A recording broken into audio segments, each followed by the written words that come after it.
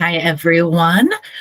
Today, I wanted to take you a little bit deeper into some new details that have come out for Buy with Prime. It's been about 7 months since we recorded our first video on Buy with Prime, and there's a lot of new information, especially in the last couple of weeks. There's a lot of updates to the program. So just wanted to bring you some of those details, maybe not quite as in-depth or as long a video as my typical deep dives, but let's jump right into it. So Buy with Prime, if you're not familiar, if you haven't watched the previous video, which we will link to here in the description, Buy with Prime is a program that Amazon introduced about 7 months ago. It's been in a closed beta, and it's an option for sellers on several web store platforms like Shopify and BigCommerce to be able to offer Prime checkout on their site. So this is a little bit different than Amazon Pay. This is specific to Prime members, but similar to Amazon Pay, it does have that stored information so that there's less barrier for entry for anybody who wants to just get checked out easily. It does have their Prime information, their address, their payment methods, and all of that saved. So it's an easy process. So that option can be added to a number of different web store checkouts as an alternative to or in addition to your existing options like Google Pay or Shop Pay.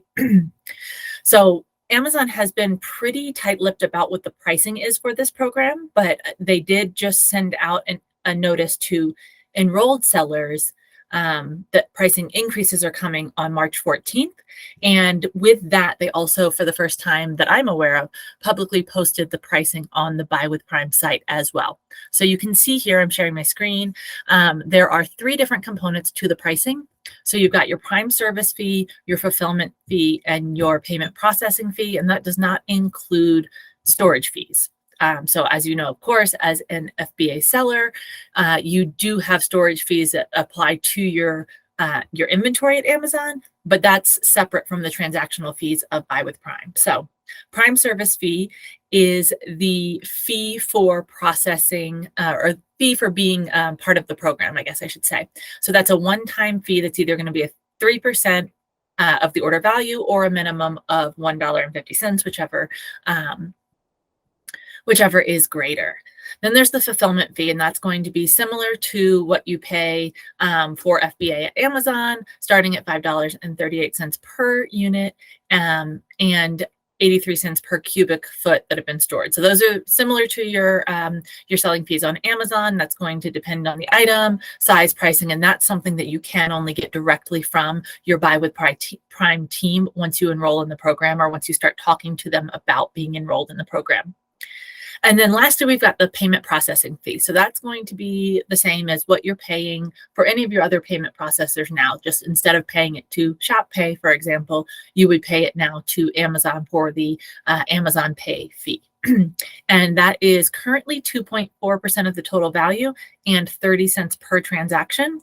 Now, even though we're aware that some changes are coming to Buy with Prime pricing starting March 14th, and this is reflective of that, this particular piece of it is only going to be good until the end of April. So 4/30/2023, this fee is going to change, and we don't have any information yet on what that fee change will be.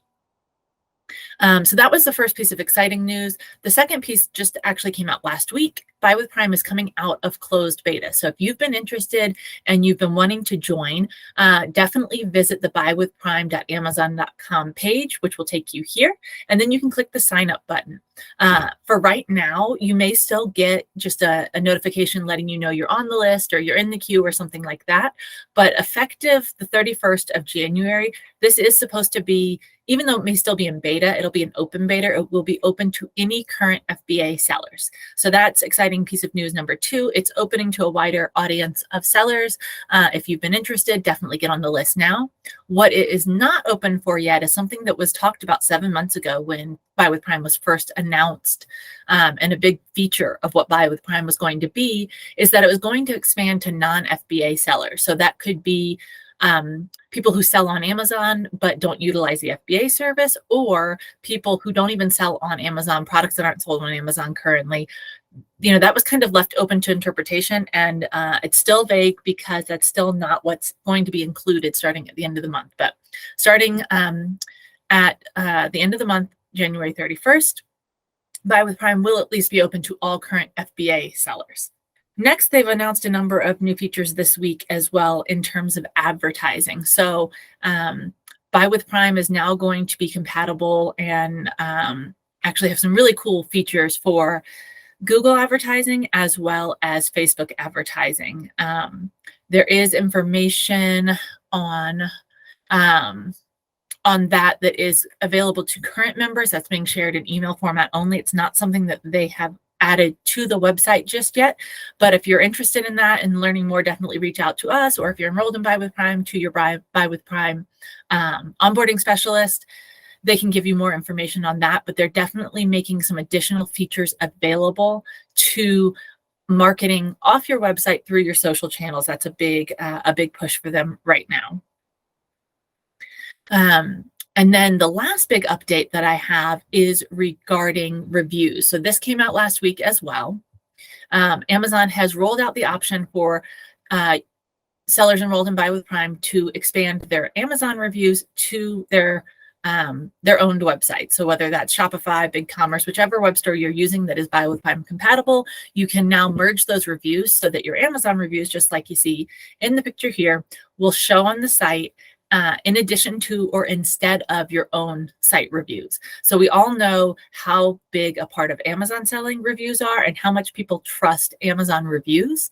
So this can be another thing just to kind of increase conversion on your site. If you're not seeing the conversion that you want on your own site, adding Buy with Prime, they've announced on average increases conversion about 25%, which is huge. But this can help increase that even further, because if having that ease of entry and just being able to click the button and knowing your stored payment and your stored addresses were already being processed, that's not enough to get a seller to check out. Having those Amazon reviews might be enough. And like I said, you can show just the Amazon reviews, or you can keep both your existing site reviews as well as your Amazon reviews. And you can do this item by item. So if you have an item that's not really well reviewed on Amazon, but it is on your website, or it doesn't have any reviews on your website, and you'd rather show nothing than show negative reviews, you can choose not to share reviews on those particular items. And I guess I should go ahead and say here as well, that applies to what items you want to offer Buy with Prime checkout for. If you don't want to offer your entire catalog, that's okay. You can show only some items that are available on Amazon, or all of them. That's totally up to you. And if all of that sounds really daunting, then one other thing I can tell you from the 7 months we've been working with our clients and enrolling them and getting used to this program, unlike a lot of the Amazon programs, it's very hands-on between you and the Buy with Prime team. Amazon's heavily invested in this program, and they assign you an onboarding specialist, and you get a 1-hour onboarding call initially when you join the program. On that call, you will also have a specialist for the type of web store that you use. So if it's Shopify, you're going to have someone who's an expert in Shopify and will help you get all of your items connected, get your pricing set up, because your pricing that's on your website doesn't have to match Amazon. Although we all know that, having too much of a variance there is a problem on the Amazon platform. That's not a condition of Buy with Prime. You can, whatever your website pricing is, you want to make sure that you've linked that so that when people click through, they don't get the Amazon price, they get your web store price. But there's a specialist there to help you with all of that. Once you've completed your onboarding, then you get assigned an ongoing team member who's responsible for making sure that you're aware of any news, any promotions, maximizing what you have on the site.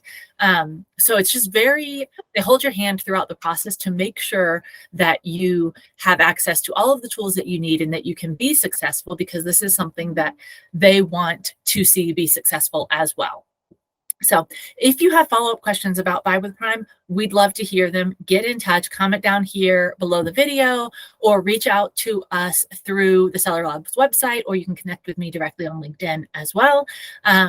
We're definitely interested in learning more about the program, things we may have not run into yet, things that people like or dislike about it. It will just help us overall to be able to help sellers understand what's available and how to properly use all of these tools that Amazon is making available to you.